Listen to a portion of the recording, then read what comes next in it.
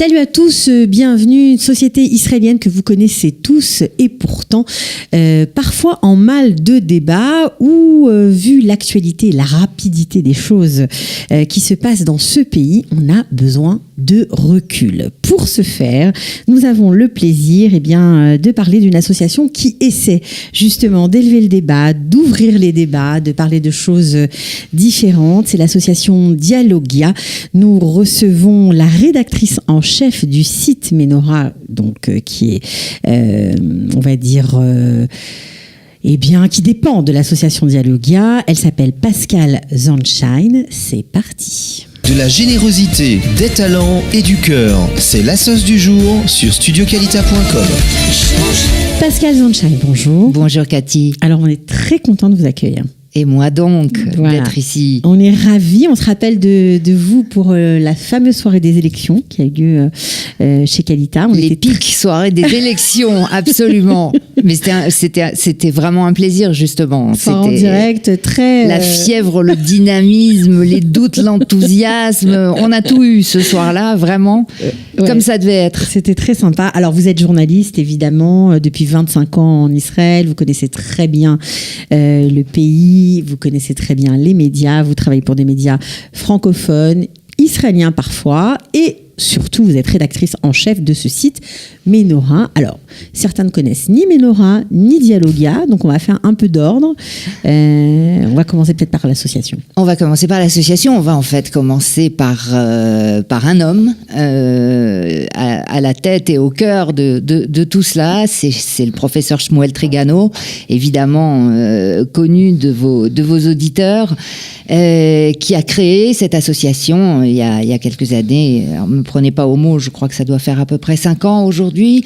Cette association Dialogia, fondée en Israël, depuis Israël, se voulant une passerelle en fait entre cette alia francophone et la société israélienne, mais aussi ouverte vers l'extérieur, c'est-à-dire que les juifs français qui ont fait leur alia, juifs du monde entier, on va dire, les juifs francophones. Voilà, et les juifs francophones en général sont venus avec leur propre richesse culturelle, intellectuelle, de tradition.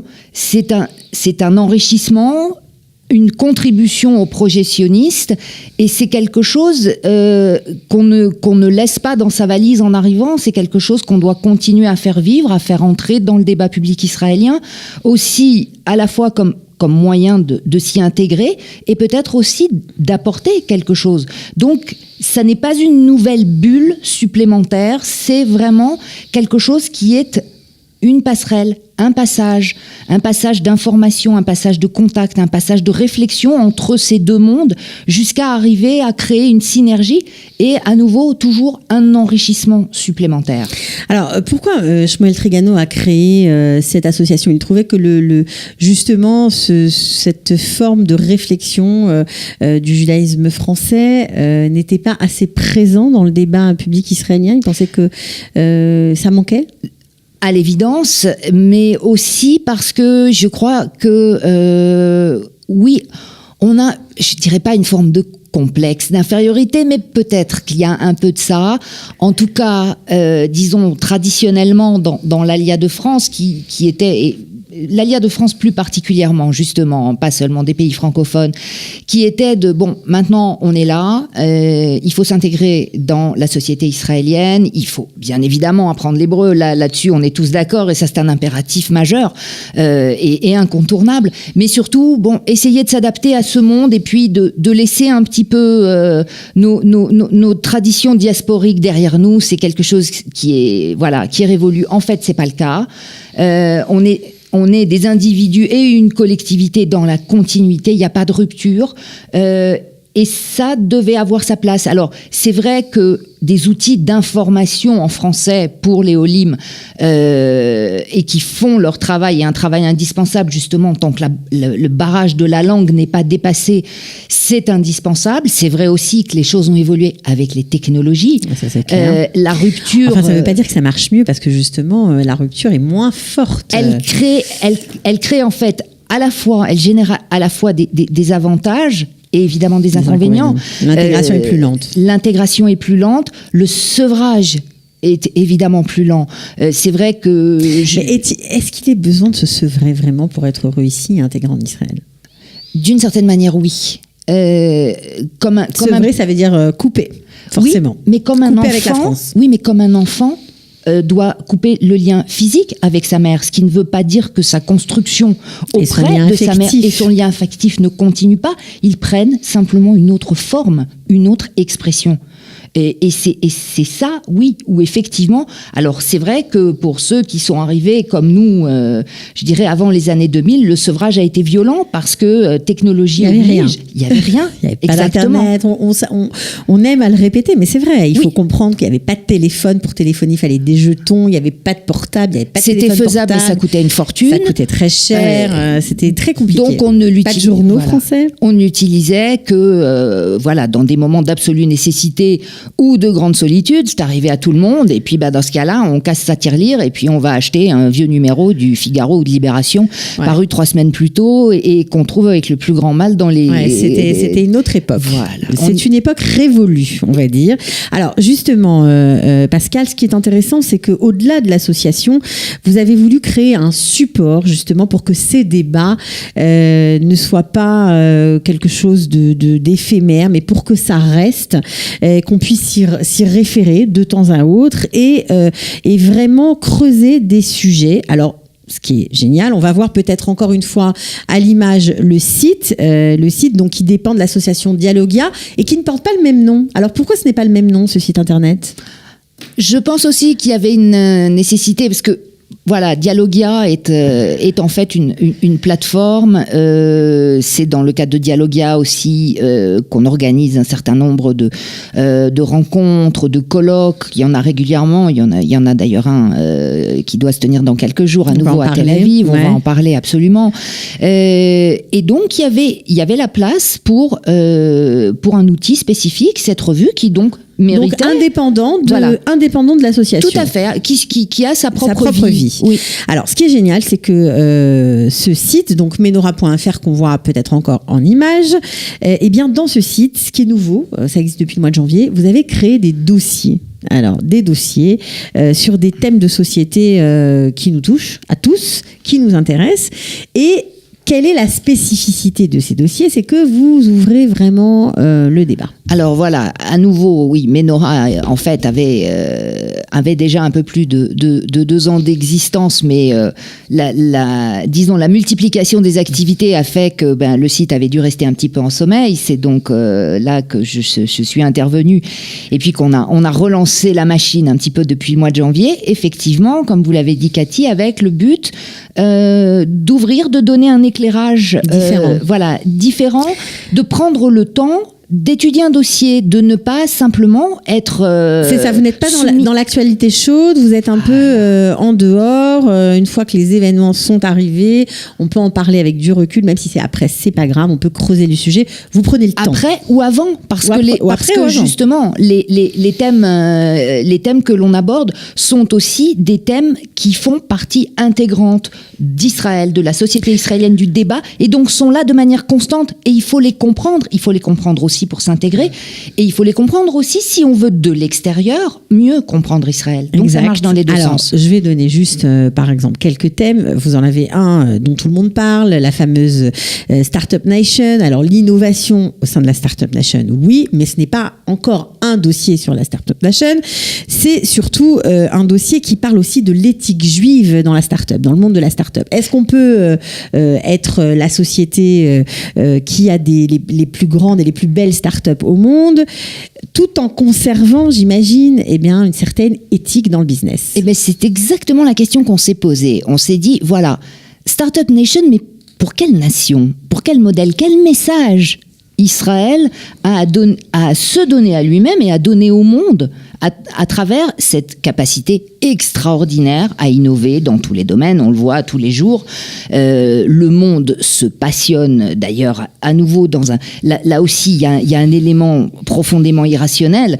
De la même manière que Israël est vilipendé et critiqué à peu près dans tous les domaines possibles, il y a un seul secteur qui échappe totalement à cette cette critique d'Israël, c'est celui de l'innovation. Et là, on est dans l'extrême inverse, c'est-à-dire une admiration absolue, une sorte de dévotion quasi mythique, mystique, je ne sais pas comment l'appeler, pour cette capacité à innover de la part d'Israël. Alors bon, il y a aussi là-dessus une réflexion à avoir. En même temps, c'est vrai que ces startups touchent toutes les sphères et ça aide dans tous les domaines. Absolument, mais au point d'avoir une veille technologique mondiale, il n'y a pas un pays développé, il n'y a pas une entreprise. Toutes les unités de recherche et de développement de grosses sociétés sont ici. Mais toutes les entreprises du monde, quasiment ayant une importance économique, font de la veille technologique en Israël avec l'angoisse de passer à côté de l'idée. De la pépite. Absolument. Il y a quelque chose effectivement de la ruée vers l'or dans ce domaine. Et alors, Israël qui produit à répétition des idées quasiment tous les jours, voire plusieurs fois par jour, entre aussi dans ce fameux système des GAFA, des géants de l'Internet dont on parle, Google, Amazon, Facebook, etc., avec des conséquences. On est dans un monde qui aliène de plus en plus, qui consumérise de plus en plus, qui est en train d'écraser l'individu. Et depuis Israël, on contribue par des innovations technologiques à rendre ce monde de plus en plus puissant. Alors, il y a aussi une réflexion d'ordre éthique qui doit venir d'ici et qui, évidemment, avec aussi ces penseurs, ces rabbins, ces chercheurs, doivent travailler sur le sujet. Et ça commence. Ça a commencé, mais encore avec un décalage. C'est-à-dire que si vous vous adressez aux jeunes qui sortent de l'unité 8200 et qui ont monté leur start-up et que vous leur posez une question éthique, ils vous regardent avec des yeux ronds en disant « Mais de quoi tu nous parles ?» Alors justement, ces questions éthiques, puisqu'on est sur le sujet de la start-up et de ce dossier que vous avez mené, qui est toujours en ligne d'ailleurs. Ils sont tous en ligne, absolument. Si ça vous intéresse, menora.info, vous pouvez y aller et vous trouverez en français ce dossier. Est-ce que ça passe, cette réflexion là que vous avez menée, passe dans la société israélienne? Parce que vous écrivez en français, est-ce qu'il y a des passerelles en hébreu ou pas encore? Non, ces passerelles, là on revient à l'association Dialogia. C'est elle qui s'occupe de les bâtir et de les jeter, ces passerelles, vers la société israélienne, justement aussi en organisant... Donc elle se nourrit du site et elle trouve un peu ou même pas? Non, elle a sa vie à elle. Il y a des activités, il y a des activités parallèles, ce qui prouve effectivement qu'il y a de quoi faire, qu'il y a une réelle richesse. C'est qu'il y a des parcours parallèles en simultané, qui ne veut pas dire que ces parallèles, aux géomètres ne peuvent pas converger à certains moments. Évidemment, ils le feront très probablement. Mais pour l'instant, non. On lance des pistes différentes. Et là, Menora, spécifiquement, s'adresse à un public francophone en faisant intervenir des Israéliens, absolument, que vous traduisez puisque vous êtes totalement bilingue, donc c'est pas un problème. Alors justement, puisqu'on parlait de ces passerelles, c'est l'occasion d'annoncer le colloque qui aura lieu le 13 et 14 mai à Tel Aviv, Maison Beth Sion America, donc avec un thème on va dire très intéressant. L'État d'Israël a-t-il un message pour l'humanité? Ça revient un peu au sujet qu'on a abordé précédemment. Voilà, on est toujours dans cette problématique, dans ce questionnement. Alors là, c'est spécifiquement un colloque des intellectuels francophones, mais en ouvrant justement le questionnement à nouveau sur des questions qui relèvent du judaïsme, de l'éthique, de la philosophie. Et on ne manque pas justement aussi d'intellectuels israéliens francophones qui sont venus du monde francophone. C'est des Israéliens, des intellectuels israéliens de tous les bords, francophones bien sûr, mais de tous bords, religieux, pas religieux, absolument. De droite, de gauche. Il y a vraiment un mélange. Oui, et c'est très important. Il faut qu'il y ait du débat. Ça aussi, c'est capital. On ne doit pas être Elle est en manque de débat, Pascal Zandstein. Non, mais qu'est-ce qu'apporte un message monocorde Je suis d'accord avec vous. Sans couleur, c'est de la confrontation des idées qu'on peut avancer, justement. Et ce qui est fabuleux, c'est qu'en Israël, il y a une dynamique incroyable là-dessus. Aussi par toutes les pistes de réflexion, je veux dire, à nouveau, à chaque fois, ne pas fermer les portes entre la recherche académique et la réflexion juive à proprement parler, des rabbins qui aussi se confrontent à la modernité. Tout est possible. Alors, ce colloque, il ne faut pas le rater. Si ce genre de sujet vous intéresse, 13 et 14 mai, on répète à la maison Beth Zion America à Tel Aviv. Israël a-t-il un message pour l'humanité? Il y aura plein d'intellectuels, Michael Ben Admon, Shmuel Vigot, je ne vais pas tous les citer, Vigoda, Uri Cherki, Yosef Sharvit, il y en a plein. Il y en a d'autres, voilà. Mais la liste est longue, donc voilà. Le menu est riche. Alors, ça veut dire que tous les mois, là je reviens au site, Nora.info, tous les mois vous rédigez avec votre équipe un dossier sur des thèmes intéressants. Tout à fait, voilà. Vous faites des enquêtes, vous allez voir les gens. Il y a des reportages, enfin disons des interviews. Oui, justement, c'est vraiment à chaque fois traiter un sujet au fond.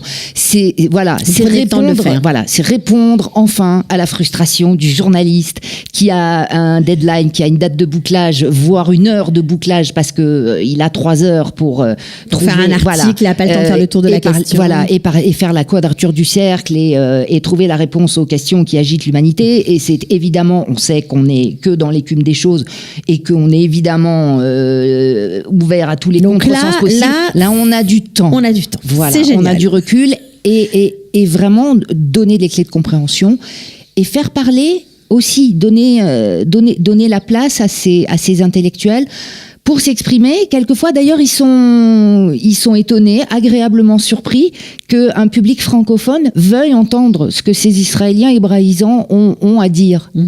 Alors justement, 6 dossiers sont déjà en ligne sur le site. Quel a été le dossier le plus, on va dire, intéressant pour vous à traiter?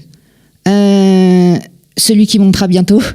Ouais, vous pouvez le dire. On est en fait toujours dans le, évidemment quand même dans le travail, dans l'urgence, etc. Donc il y a celui qu'on vient de porter et puis on n'a même pas le temps. Voilà, il reste encore quelque chose de ces contraintes de journalistes qui font que on doit toujours regarder devant.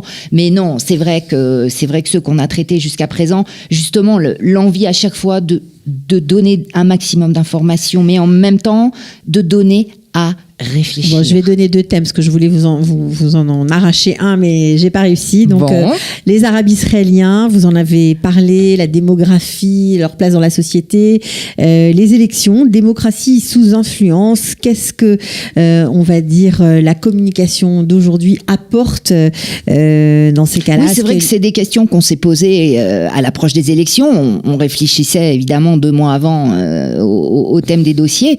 Et puis bon, en regardant le calendrier, on va quand même avoir du mal à passer à côté de l'échéance électorale du 9 avril. Il faut en parler. On n'était évidemment pas là pour faire la revue de détail des programmes des partis, pour répercuter les débats. Avoir du recul, la hauteur. Voilà. Comprendre aujourd'hui pourquoi le débat israélien est tellement violent, pourquoi l'idéologie en est absente, pourquoi les réseaux sociaux ont eu un tel rôle dans cette campagne. La communication est devenue stratégique. Voilà. Essayez de regarder, de prendre de la hauteur, de voir pourquoi, oui, cette démocratie israélienne était sous influence, sous une influence qu'il va falloir qu'elle intègre et que pour le moment, elle ne maîtrise pas vraiment. Alors, est-ce que le site Ménora sur lequel on peut trouver ces dossiers est un site gratuit, accessible à tous? Absolument. Il n'y a pas d'abonnement. Il n'y a pas d'abonnement. Il y a un abonnement à la newsletter, évidemment, qu'on recommande de façon à être informé en temps réel de la sortie d'un dossier, de l'ajout d'un article, etc. Mais le site, oui, se veut est un portail, une porte ouverte, largement ouverte à tous, y compris d'ailleurs, pas seulement avec les dossiers, mais aussi avec d'autres informations, une matière qui s'y trouve.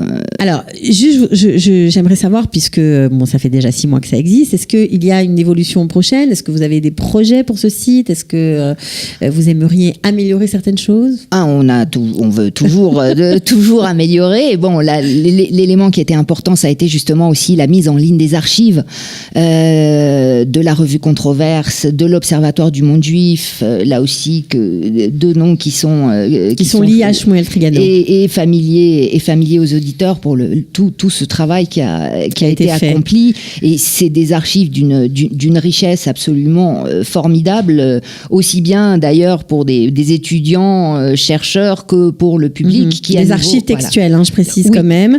Alors donner la parole à ceux qui vous lisent aussi, c'est une possibilité, c'est un projet? Pourquoi pas, mais disons à nouveau, on est dans un format de revue d'idées. C'est pas un réseau social, c'est pas un forum où on est dans l'invective ou dans le commentaire de 240 signes, mais disons que les articles et les essais qui sont publiés interpellent des lecteurs qui voudraient à nouveau répondre, proposer par un article. Ça vous êtes OK. Proposer une vision, une autre facette, un enrichissement, une réponse. Pourquoi pas? Je veux dire, les thèmes qu'on aborde sont aussi des thèmes polémiques.